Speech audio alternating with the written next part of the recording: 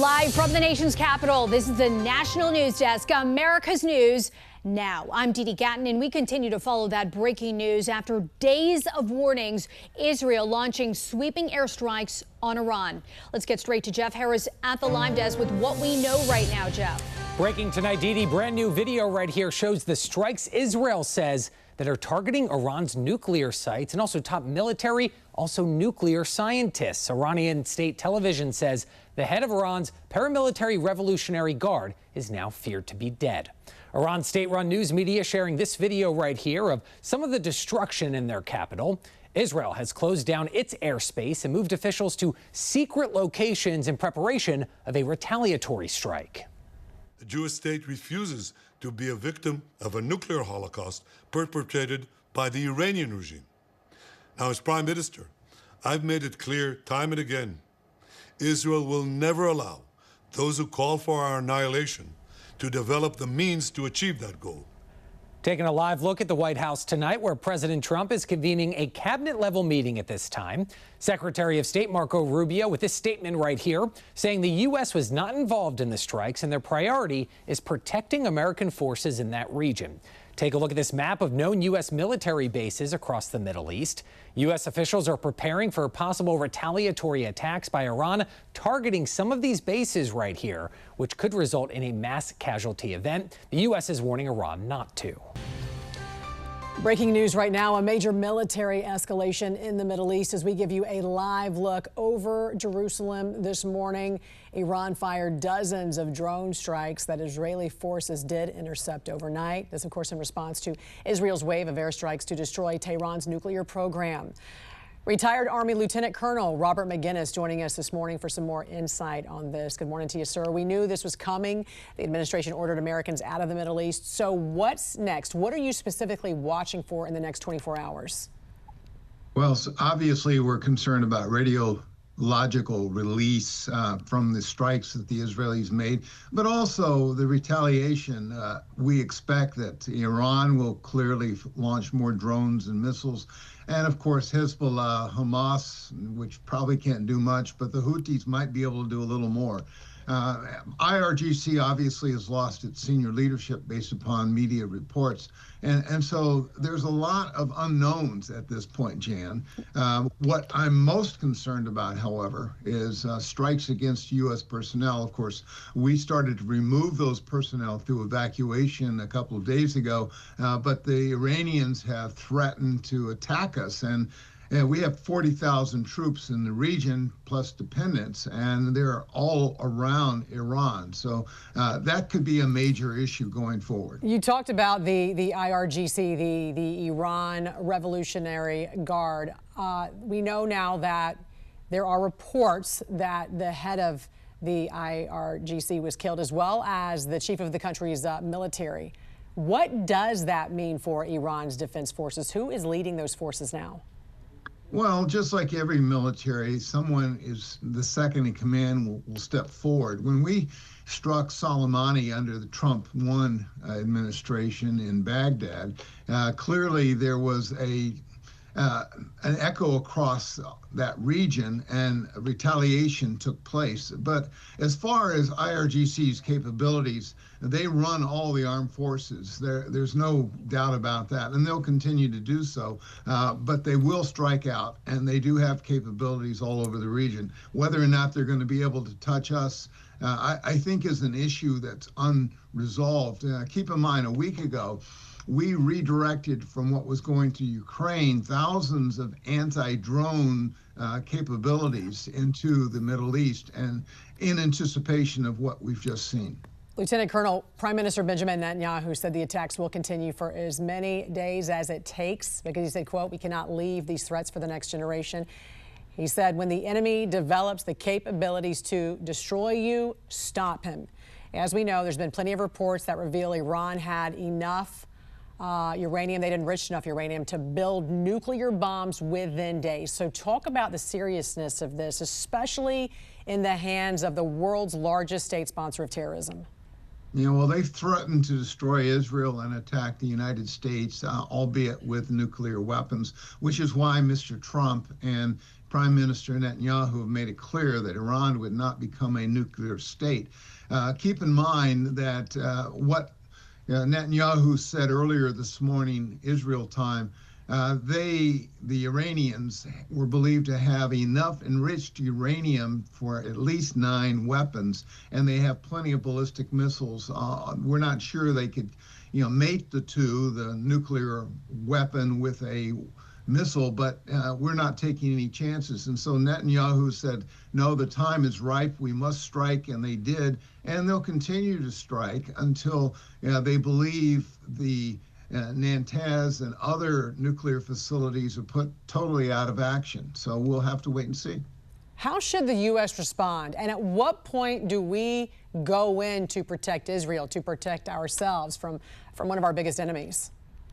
Well, we must respond by being very vigilant against any attacks on our facilities, because we've lost hundreds of U.S. service members over the years in the Middle East. So we will resupply Israel with some critical munitions, no doubt. We'll continue to use the USS Vincent, which is in the Arabian Sea just south of the Persian Gulf, and it can provide air cover to our facilities. Certainly our other naval facilities out of Bahrain will no doubt exit the port to keep it safe from strikes by IRGC and the like. So there are a lot of things that we must do to heighten security, but at the same time, we're hopeful that perhaps the Iranians will follow through and actually provide a counter-proposal that we can live with on Sunday, as was previously So arranged. you think the talks are still on? You think that we still are going to have talks with Iran?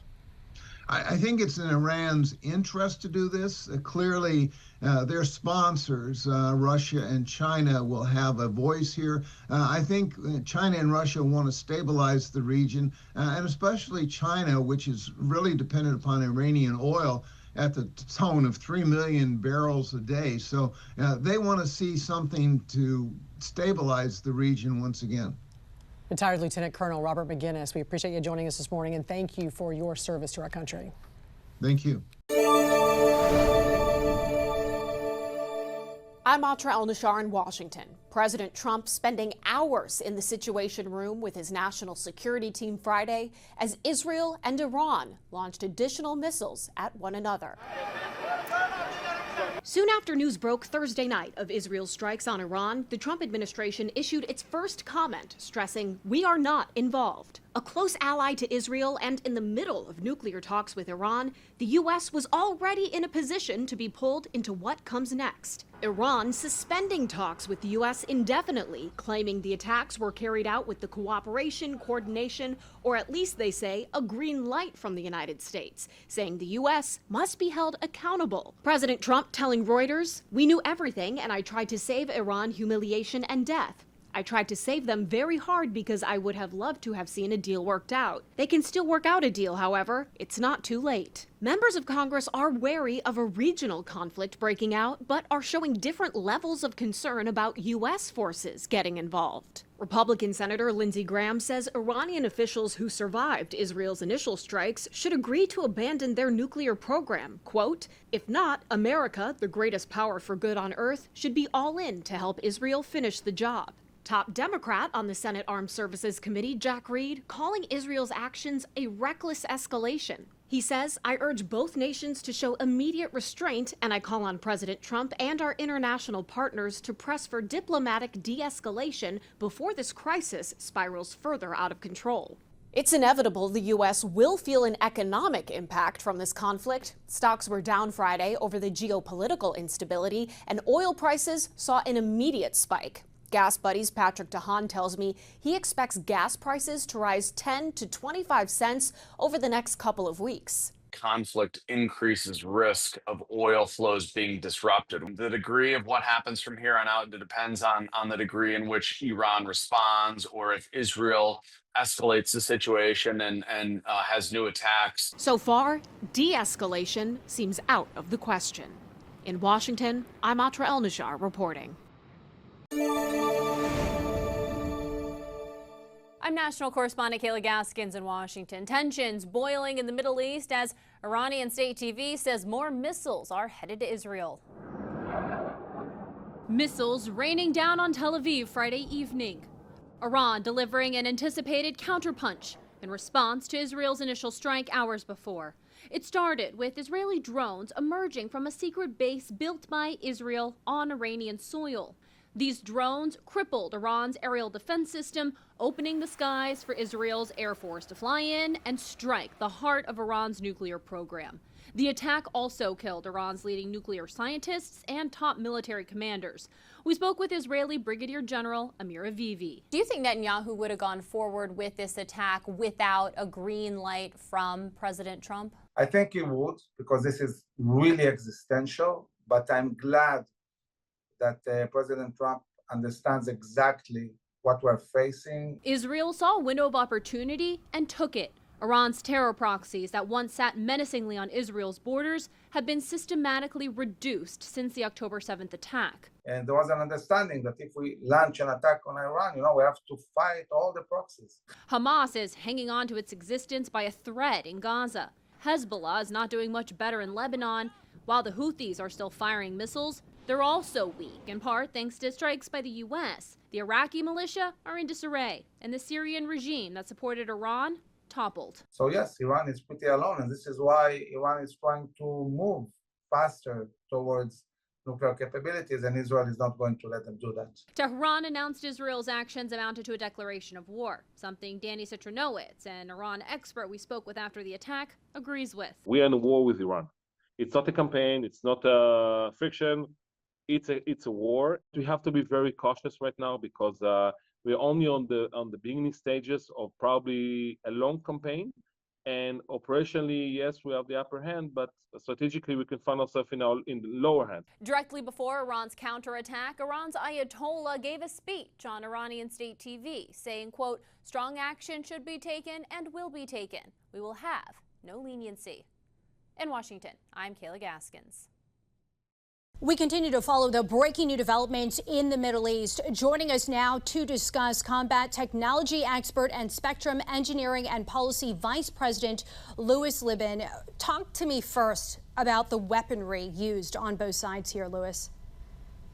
Perfect. Thank you, Didi. I really appreciate that. So on the Iranian side, what they're using is non-specific ballistic missiles, meaning they're going for the most coverage to do the most damage that you can see, as you're showing in the background over there. Israel is doing something that's completely different and has never been done before. So Israel, to begin with, they did they did the final build of drones within Iran.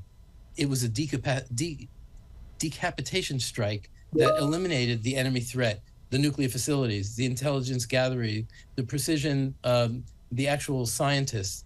It was the result of really deep, long-term reconnaissance. Israel didn't make use of their own fifth column except through some of the people, but they also have done completely new weapons that have never been used before, something called effects-based operations. The strike was planned to disrupt the logistics and the morale of the Iranian people rather than just simply destroying targets and killing people. Right. Some of it was intended to neutralize Iranian C-3 nodes. But the most amazing weapons that we use are AI related. We all talk about AI. AI was applied in a major role. In one portion that they did, they formed mosaic warfare, which is a disaggregated semi-autonomous system using drones, satellites, sensors. They all work in an ad hoc combination. It is a new type of warfare that they're navigating right now. Absolutely. There are now also heightened concerns that Iran could retaliate against the U.S. for helping Israel basically shield itself in the strikes. What does this mean for us, though, here at home? What could this look like? So it could get pretty messy in the United States because we already have our own issues that we're dealing with right now. So we're worried about the full-scale regional war. We're worried about closure of strategic waterways. Within the U.S., escalation of terrorism, cyber attacks, collapse of fragile states, not in the U.S., but the ones nearby in the Middle East, Lebanon, Iraq, Syria arena, diplomatic shifts and alignments. We don't want the U.S. to make enemies of everyone. This could also force a mass displacement and a new humanitarian crisis. And the proxies of Iran will be weakened. We don't even know what that means, meaning who will be in charge. So there are a lot of potential impacts. As you know, Iran already suspended nuclear talks with the U.S. If the Iranians don't sign an agreement with the U.S., could that prompt the U.S. to finish what Israel started? Well, the world has a big challenge right now. Iran cannot get nuclear weapons for the sole reason they will use them. So yes, if it turns out to be a U.S. issue, it shouldn't be, but it is a global issue. And if the world doesn't attack this now, then we're just kicking it down the can down the road a little bit. And without the U.S. support, as we know, the risk of escalation increases. So the worst case, of course, is this nuclear brinksmanship. And the U.S. Army wargaming suggests that once this nuclear threshold is crossed, retaliation becomes more imaginable, even nuclear. So we're pretty scared out there. It is alarming, as well as the timing of all of this, raising concerns. Louis Libin, also part of One Media. We greatly appreciate your time tonight on the National News Desk. Anytime, my pleasure.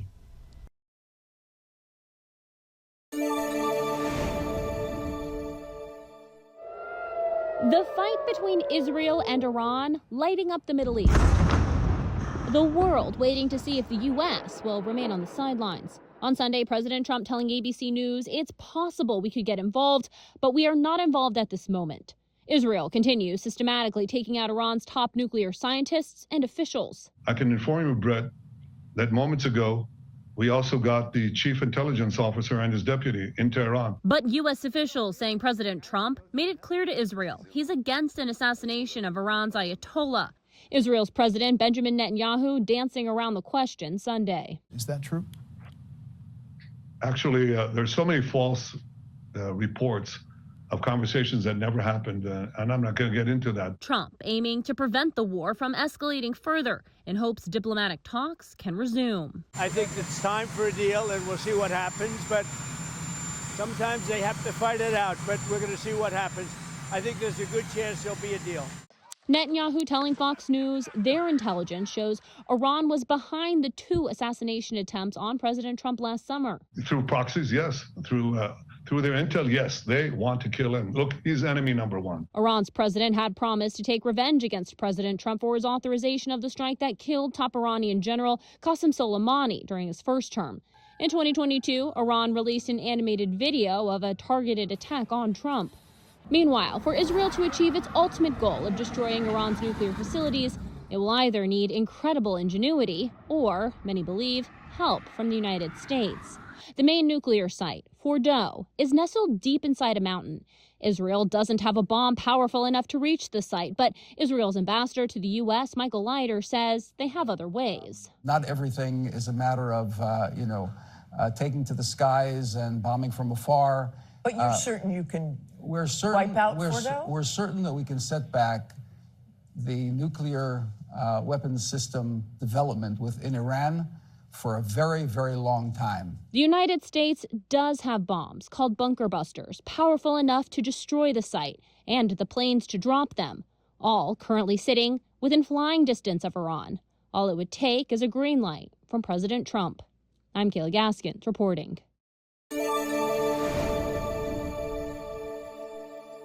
I'm national correspondent Kayla Gaskins in Washington. President Donald Trump will reportedly not join the other G7 leaders in signing a joint statement calling for the de-escalation of fighting between Israel and Iran. The fighting between Israel and Iran intensifying Monday. An Iranian strike killing at least 8 in Israel. An Israeli strike hitting the Iranian state TV studios during a live broadcast. President Trump answering questions about the conflict from reporters at the G7 summit in Canada. It's painful for both parties, but I'd say Iran is not winning this war. And they should talk, and they should talk immediately before it's too late. Until now, the U.S. has largely waited in the wings of the conflict, jumping in to help Israel's defense, but refraining from any offense. What would it take for the U.S. to get involved in this conflict militarily? I don't want to talk about that. The U.S. is currently rapidly moving military assets to the Middle East, rerouting an aircraft carrier, bringing the total to 2 now in the region, and deploying dozens of additional aircraft to U.S. bases in Europe. Trump pointing out he's already given Iran 60 days to make a new nuclear deal. Israel, meanwhile, has taken control of the skies over Tehran and is expanding its targets, striking Iran's energy facilities, manufacturing plants, government buildings, and even a regional airport. This shift spurring some analysts to predict Israel's aiming at a full regime change rather than just destroying Iran's nuclear program. Iran says Israel's strikes have already killed more than 200 people. Iran punching back, some of its missiles slipping past Israel's aerial defenses. Iran also says they've shot down 3 Israeli F-35 fighter jets and captured a female pilot. The IDF denies this. On Capitol Hill, lawmakers split on the possibility of the U.S. getting involved militarily. Senator Tim Kaine introducing legislation to prevent President Trump from using military force against Iran without Congress's approval. In Washington, I'm Kayla Gaskins. President Trump said Iran is not winning its conflict with Israel. Last Friday, Israel launched what it called a preemptive strike on Iran's nuclear program. Iran responded with a barrage of missiles aimed at Israeli targets. The fact-check team's Janae Bowens is joining us now. So let's back up to the last Iran nuclear deal. As you know, Trump was a vocal critic of that. Exactly, Dee Dee. So the original Iran nuclear deal was signed in 2015 under former President Barack Obama. Now, this was to prevent Iran from building a nuclear bomb. In exchange for sanctions relief, Iran agreed to limit the amount of nuclear material it could produce and store. In 2016, the agreement went into effect. All of this is according to the Council on Foreign Relations. And President Trump didn't think it went far enough. Exactly. So President Trump withdrew in 2018 during his first term, saying it didn't address Iran's missile program or support for terror groups. Now, he reimposed those sanctions and demanded Iran stop threats against Israel and end human rights abuses. Janae, thank you. And with this conflict, many Americans thinking, how does this impact me? A little later, Janae will be back to discuss how this conflict could impact your wallet. Israel has expanded its attacks on Iran, striking military targets and ordering evacuations into Iran. This escalation is the deadliest between the two countries to date. The fact-check team's Janae Bowens is back to discuss. Let's start with the history, Janae, of the conflict between Iran, Israel, and the U.S. Yeah, Dee Dee. So this conflict goes back to 1979, when Iran's Islamic Revolution overthrew the U.S.-backed Shah and established a religious regime. Now, since then, Iran has called for Israel's destruction. Israel responded with airstrikes on Iranian proxies in Syria, Lebanon, and Gaza, seeing Iran as its biggest threat. Now, the U.S. has tried to limit Iran's nuclear program, most notably through the 2015 nuclear deal. However, President Trump withdrew in 2018, saying Iran couldn't be trusted. Back here at home, on the consumer side, the summer driving season is heating up. What does this mean for Americans and gas prices? Yeah, gas prices could go up. That's according to analysts who say Americans may pay up to 30 cents more per gallon by July 4th. Now, Israel's largest refinery in Haifa was hit, and Iran is a top oil producer. If Iran blocks the Strait of Hormuz, a key oil passage, prices could jump even more. All right, we know you're staying on top of it. Janae, thank you. For more on this fact-check team topic, including links to their sources, scan the QR code or visit thenationaldesk.com. Here, President Trump saying he is seeking, quote, a real end to the conflict with Israel and Iran, and had this to say to reporters aboard Air Force One. An end, a real end, not a ceasefire, an end. So something that would be permanent.